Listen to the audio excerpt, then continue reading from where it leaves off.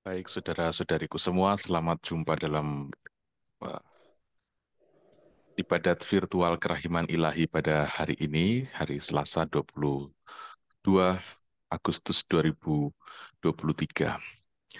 Kita mengisi renungan singkat pada sore hari ini, Sengsaramu Menyelamatkan.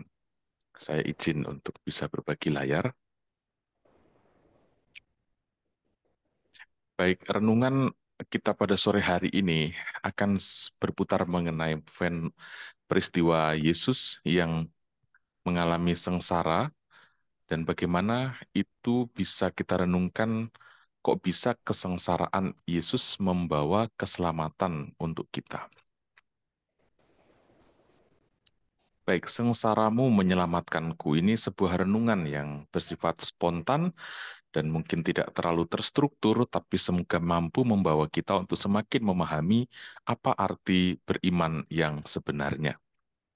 Nah, saudara-saudari, tentu pernah melihat ini gambar pelikan dalam adorasi sakramen Maha Kudus, bagian dari devosi kepada hati kudus Yesus, kita sering mendengar bahkan menyanyikan lagu ini. Pelikan yang suci, Yesus Tuhanku, sucikanlah aku dengan darah-Mu. Satu tetes saja mampu selamatkan dari cemar dosa umat manusia. Nah, kasih Tuhan, kasih Allah kerap digambarkan seperti burung pelikan yang konon ketika pada musim tertentu, ketika kesulitan mendapat makanan bagi anak-anaknya, dia rela untuk melukai bagian jantung sehingga keluarlah darah di sana sehingga anak-anak bisa hidup dari meminum darah sang induk.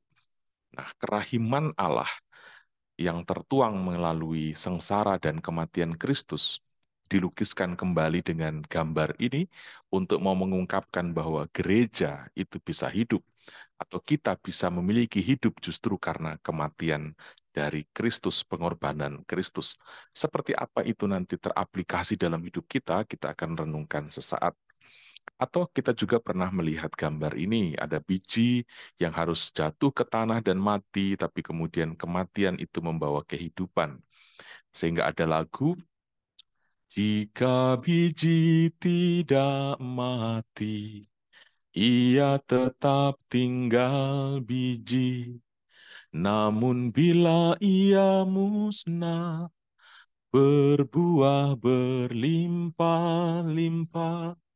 Ternyata iman juga mendesak kita, bahkan memanggil dan mengutus kita untuk berani menjadi seperti biji, benih, yang harus rela untuk tidak hanya tinggal dalam sebuah lumbung, tetapi rela untuk masuk ke dalam tanah. Dan justru dengan kerelaan untuk masuk ke dalam tanah itulah maka akan dihasilkan benih baru yang lebih berlipat ganda. Ini iman, ya. Iman yang berawal atau bersumber terinspirasi dari hidup Kristus sendiri. Nah, ada juga gambar ini, hati kudus Yesus, lihat Anda sering mendengar dan melihat gambar ini, tetapi pahamkah kita apa makna simbolisasi gambar ini? Ini sebuah hati yang dikelilingi dengan duri, ada gambar lain yang terikat dengan duri, tertombak, ada darah keluar dari sana, tetapi Harus di atasnya ada sesuatu ada tamatan nyala yang ada kobaran api yang tetap, banyak untuk kerahiman peristiwa. ya, ada kobaran api yang tetap menyembur keluar dari hati ini. Dan ini mengajarkan kita bahwa tetap berkobar dan membara walau tertusuk tombak dan terhimpit duri. Nah, hati kita itu seperti apa? Ya, apakah hati kita berani menjadi seperti hati ini ketika kita berdevosi kepada kerahiman ilahi, maka kita juga harus merenungkan, tidak hanya mengagumi Yesus sebagai Dia yang Maha Rahim, tetapi apakah devosi ini juga membuat kita menjadi semakin lebih rahim, ya? Mampu nggak hati kita tetap membawa cahaya meskipun kita sedang berdarah-darah dan sedang terhimpit duri. Nah, devosi akan menjadi sebuah devosi yang mandul kalau kita hanya membuat puja-puji kepada Allah, ya. Kita tahu bahwa pujian kepada Allah itu tidak menambah apapun pada Allah. Ya, tidak ada efeknya untuk Tuhan pujian itu, tetapi lebih berguna pada untuk kita. Nah, apakah dengan puji-pujian, sembahan, ungkapan-ungkapan kita pada kerahiman Allah itu membuat kita semakin rahim atau tidak? Ya, jadi dalam prefasi Ekaristi itu ada kalimat yang bagus bahwa sesungguhnya pujian dan sembah kepadamu itu tidak menambah apapun padamu ya Allah, tetapi itu berguna bagi keselamatan kami. Begitu ya.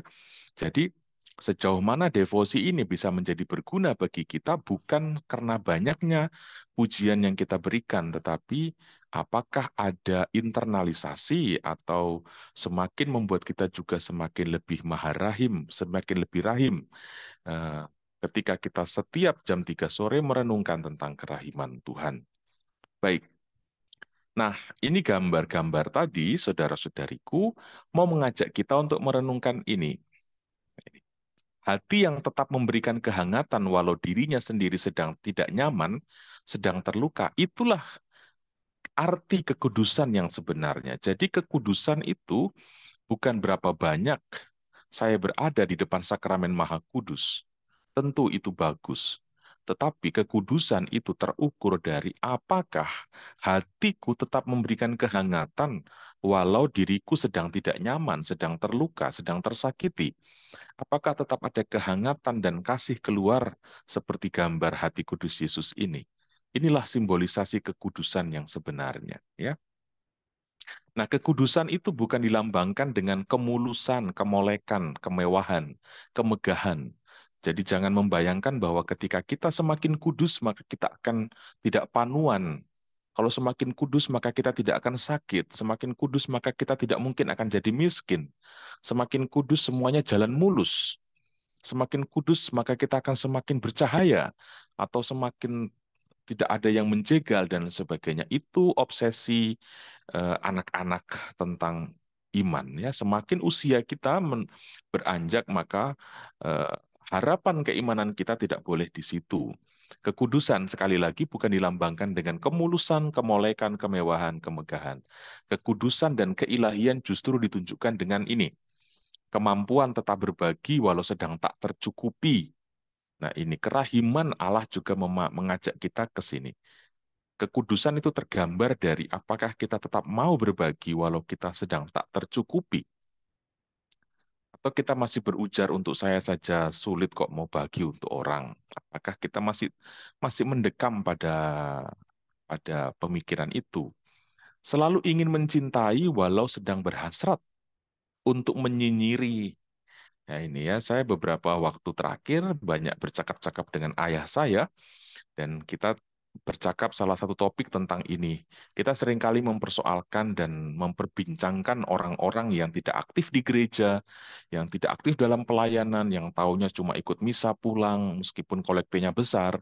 Tapi kalau untuk suruh nyapu gereja nggak mau, suruh kerja bakti menolak, suruh latihan kur juga nggak mau. Pokoknya kita seringkali nyinyir.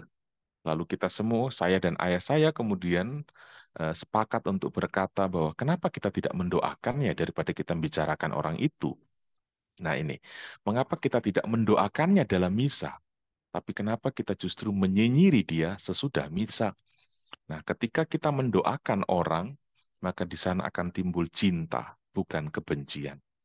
Nah, ini jadi orang yang biasa bergosip, termasuk menggosipkan teman pelayanannya, termasuk menjelek-jelekkan atau ya mungkin tidak menjelekkan tapi membicarakan dengan nada kejengkelan, itu pasti orang yang tidak pernah mendoakan sahabatnya itu. Itu jelas sekali. Gambaran kekudusan juga ditunjukkan dengan tak menunjukkan wajah kebencian walau jelas-jelas sedang dibenci. Ya ini ya seperti gambar hati kudus tadi.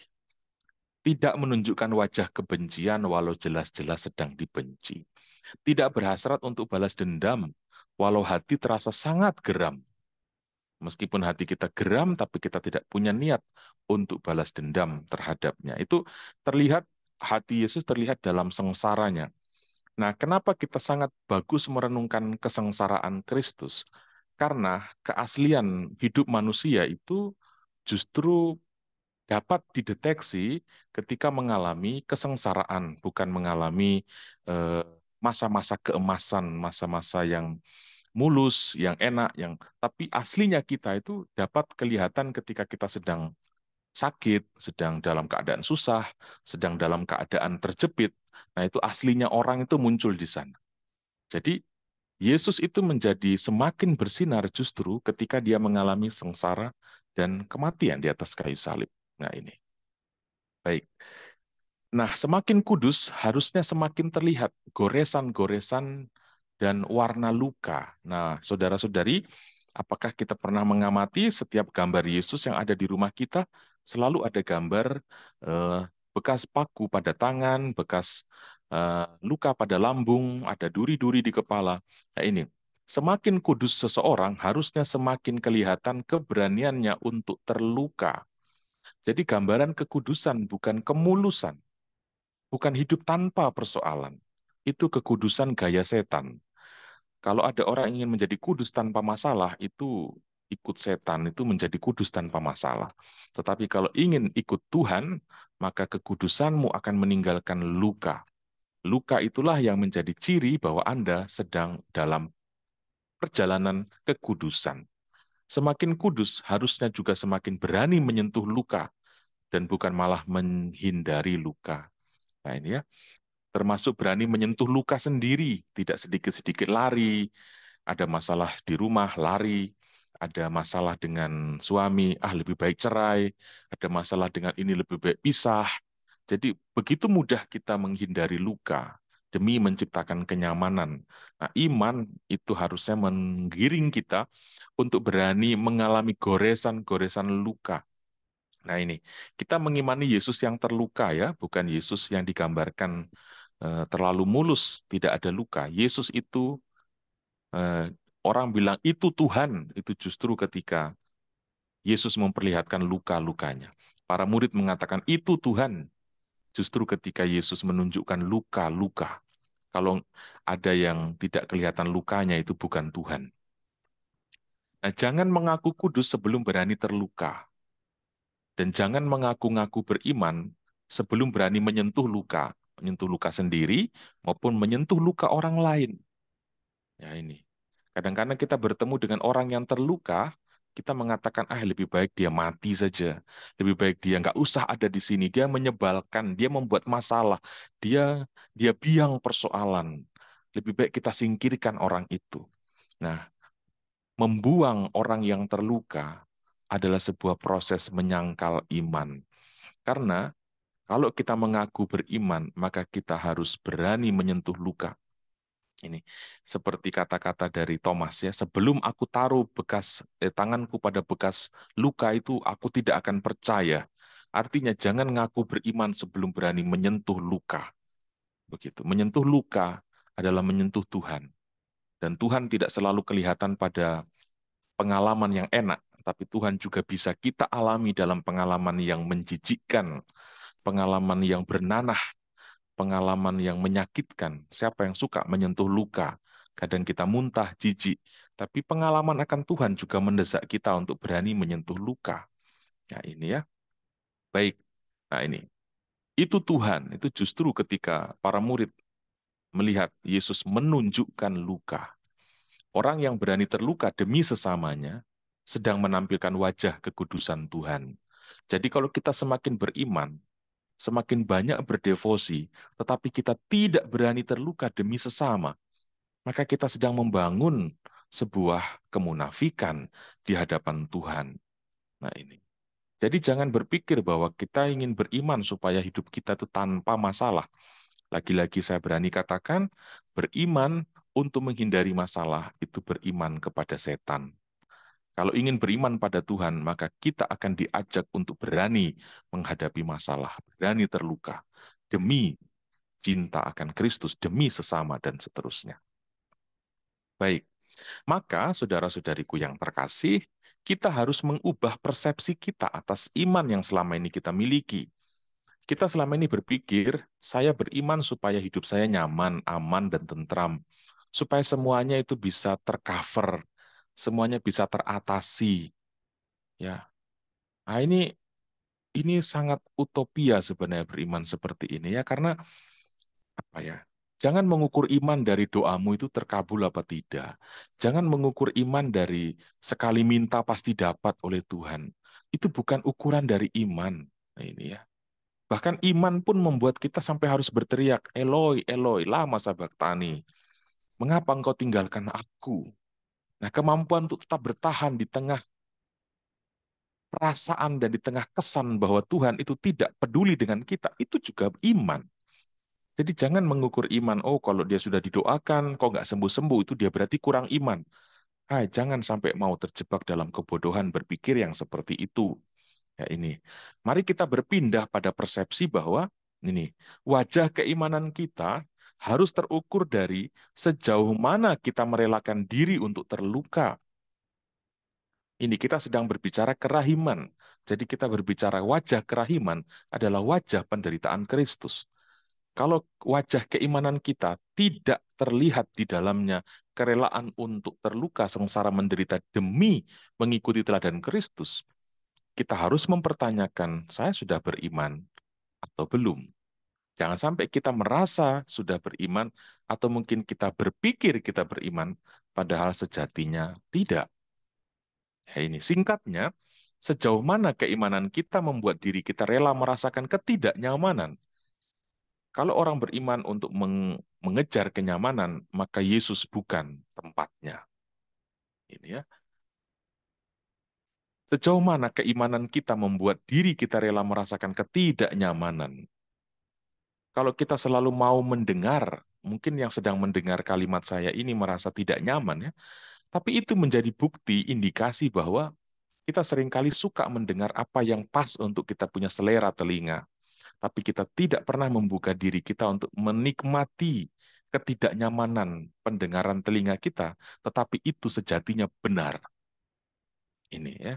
Saya di beberapa tempat orang selalu bilang Romo Abad itu kalau khotbah itu nyelekit, nggak enak, gini-gini. Ya sudah terserah, mau terima mau nggak. Tapi sekali lagi saya katakan, kalau ingin berubah, ingin mengalami titik, apa namanya ya, menemukan apa sebenarnya orang beriman akan Kristus itu, maka dia harus siap untuk menerima seperti kata-kata para murid, perkataan ini keras, siapa dapat mendengarnya?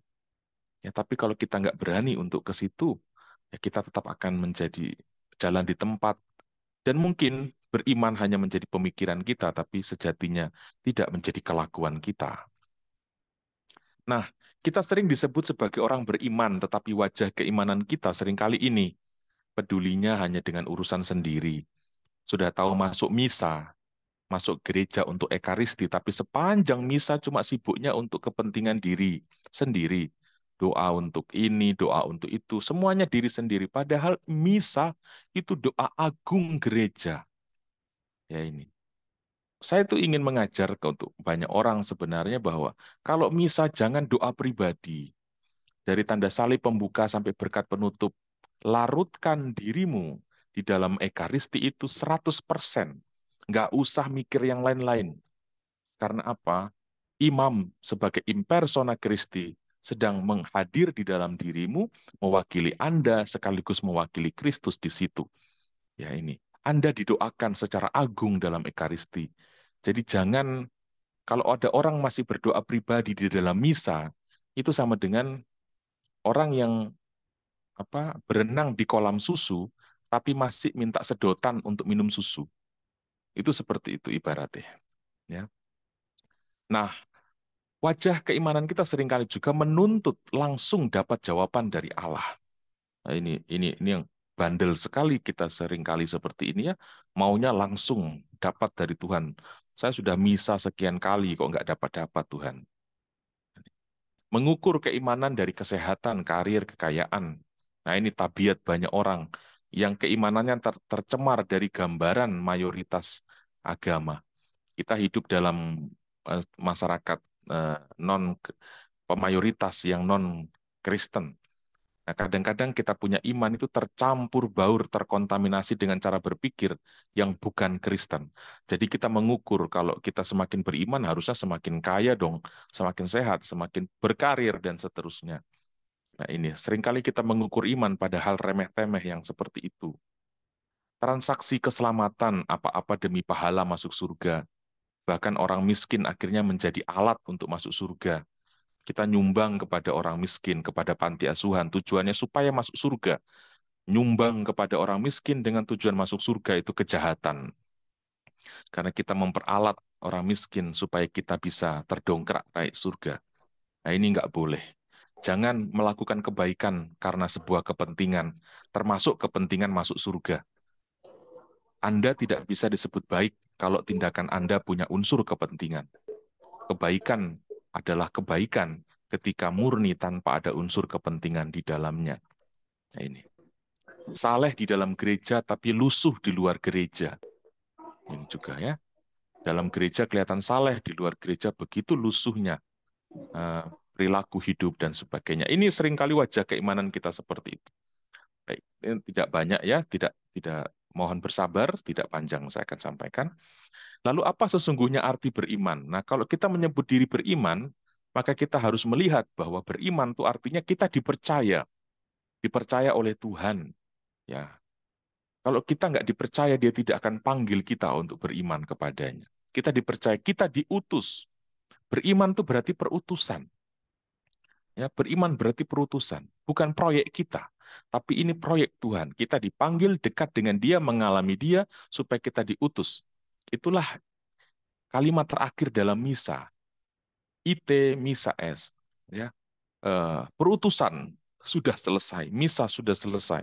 Sekarang kamu diutus, begitu. Lalu beriman artinya ada yang diperjuangkan. Apa yang kita perjuangkan dalam hidup ini sebenarnya? Nah, ini kita perlu tanya sungguh-sungguh nomor 3 ini. Apa yang kita perjuangkan dalam hidup ini? Kalau kita bilang aku pengikut Kristus, apa sih yang aku perjuangkan? Selain makan, minum, kesehatan, pendidikan anak-anak, dan lain sebagainya, apa yang saya sedang perjuangkan?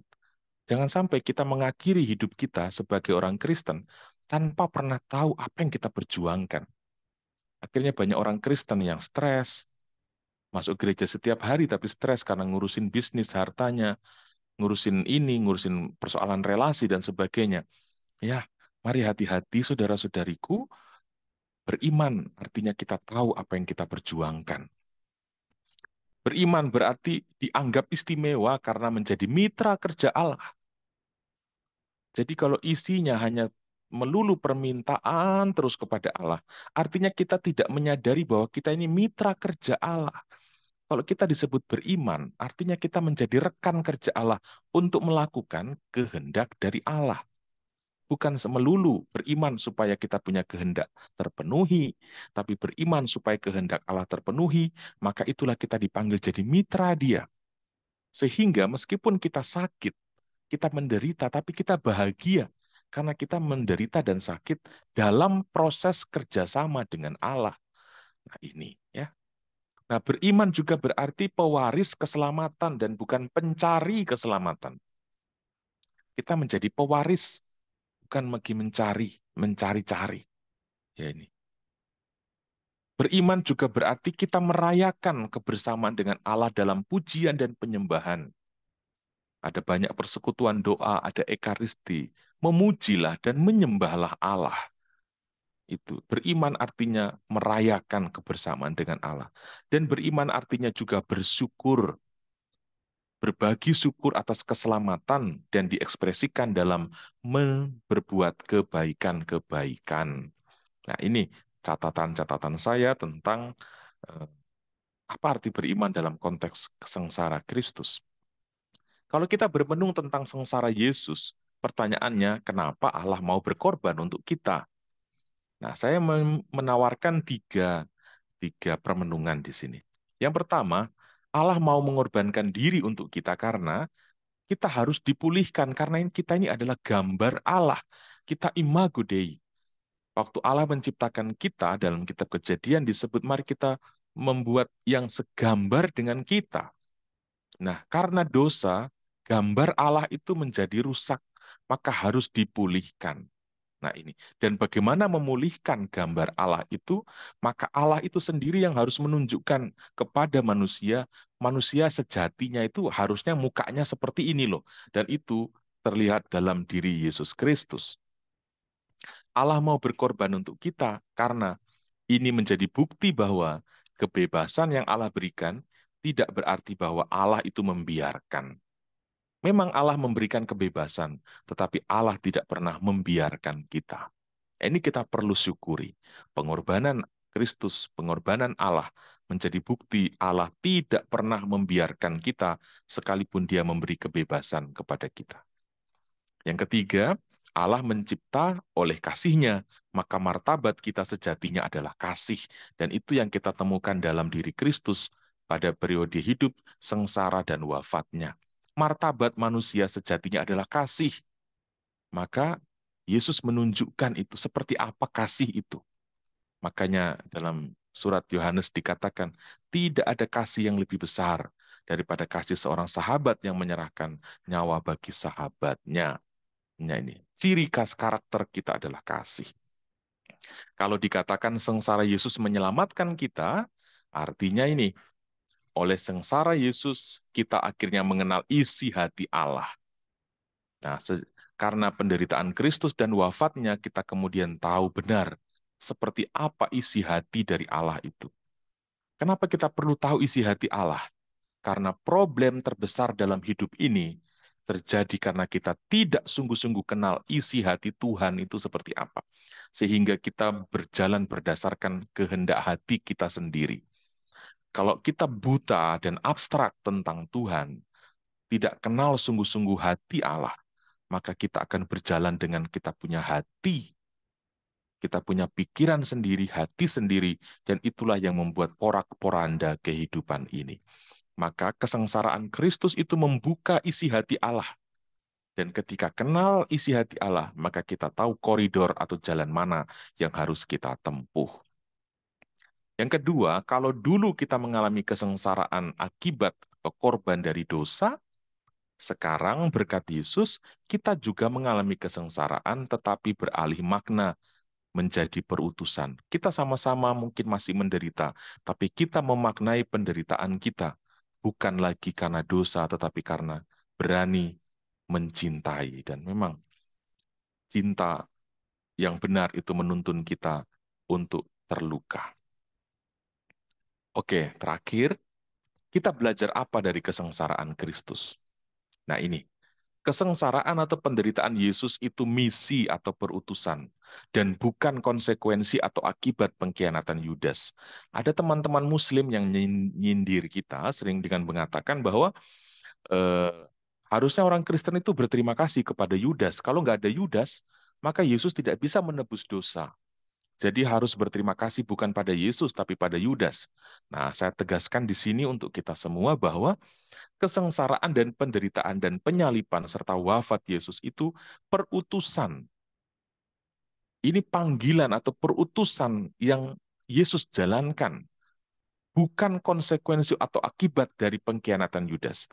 Ya, tadi dalam jalan salib saya lihat pada perhentian ke-12 dikatakan Yesus menyerahkan nyawa demi kehendak Bapa. Jadi menyerahkan nyawa demi kehendak Bapa dan bukan menyerahkan nyawa karena dikhianati Yudas, begitu. Ya, ini. Jadi penyerahan nyawa Yesus kepada Bapa dalam sakratul maut di atas kayu salib itu terjadi untuk melaksanakan kehendak Bapa dan bukan karena atau konsekuensi dari dikhianati Yudas. Ya, ini. Penyelamatan yang terjadi melalui salib Yesus itu bukan konsekuensi karakter negatif dari Yudas, tetapi menjadi misi dan perutusan Yesus. Jadi menderita sengsara itu perutusan, bukan konsekuensi. Ya ini ya. Jadi ini menjadi pelajaran untuk kita. Memikul salib adalah misi semua orang Kristen. Misi kita, misi saya, misi Anda. Saya sebagai Romo, ada sebagai suster, sebagai awam. Misi kita adalah memikul salib. Ini misi atau perutusan kita. Jadi kalau ada orang yang ingin menjadi Kristen tapi tidak mau pikul salib, berarti ya dia bukan Kristen. Atau dia mendekati Kristus, tetapi untuk menolak salib, ya dia bukan Kristen. Nah, itu terjadi pada kita seringkali. Kita membuat tanda salib kalau berdoa, tetapi isi doa kita adalah menolak disalibkan. Ya, ini coba renungkan dalam-dalam ini. Kita mengawali doa dengan tanda salib, tetapi isi dari doa justru adalah keinginan supaya tidak mengalami salib. Ini sangat ironi, ya begitu. Memikul salib adalah misi semua orang Kristen demi melaksanakan kehendak Allah. Itulah sebabnya salib disebut tanda kemenangan. Semakin rela tersalib demi Kristus, semakin kita menjadi pemenang atas hidup ini. Beban hidup yang muncul demi mengikuti kehendak sendiri itu tanda sebuah kebodohan. Ya, saya baca sekali lagi. Beban hidup yang muncul demi mengikuti kehendak sendiri adalah tanda sebuah kebodohan. Sebaliknya, beban hidup yang terjadi demi mengikuti kehendak Allah maka merupakan tanda kemenangan. Karena setan selalu menggoda kita untuk mengikuti kehendak dari diri sendiri. Kalau kita berjuang mengikuti kehendak Allah dan karena mengikuti kehendak Allah, maka kita memiliki beban hidup atau salib, maka beban hidup atau salib itu kita sebut sebagai tanda kemenangan kita atas godaan setan. Baik, kesengsaraan kita menjadi bagian dari jejak-jejak karya keselamatan yang Allah kerjakan kalau kesengsaraan itu terjadi karena kita mengambil bagian dalam karya Yesus Kristus dan menyatukannya dalam ekaristi. Ya, jadi kalau Bapak Ibu mengalami penderitaan karena diasingkan, penderitaan, kesulitan hidup, itu kesengsaraan kita bersama itu bisa menjadi jejak-jejak karya keselamatan kalau kesengsaraan itu terjadi karena atau demi mengambil bagian dalam karya Yesus Kristus. Nah ini. Dan akhirnya menjadi sempurna kalau kita menyatukannya dalam ekaristi. Baik, begitu renungan pada sore hari ini. Mohon maaf kalau sudah terlalu panjang. Tuhan Yesus memberkati. Terima kasih Romo. Terima kasih Romo Alba untuk renungannya pada siang hari ini. Kita lanjutkan dengan doa penutup dan berkat dari Romo. Silakan Romo. Baik, saudara-saudari, mari kita syukuri perjumpaan virtual ini. Kita mohon Tuhan mendampingi kita. Mari berdoa. Allah yang kudus, kami mengucap syukur atas sabdamu, atas renungan, dan juga atas perjumpaan virtual, perjumpaan rohani. Semoga kami semakin berkembang dalam iman, semakin kuat dalam cinta kasih. Kami mohon Engkau memberkati pelayanan ini. Semoga semua orang yang melayani Engkau tetap memiliki sukacita dan semangat, dan karuniakanlah apa yang mereka butuhkan bagi perjalanan hidup mereka, supaya kehendak-Mu semakin terwujud dan terlaksana melalui pengabdian dan pelayanan mereka. Berkat-Mu Allah yang kudus tercurah atas kami semua, dalam nama Bapa dan Putra dan Roh Kudus. Amin. Amin. Terima kasih Romo. Romo. Bapak Ibu, kita dengarkan pengumuman dari PDKI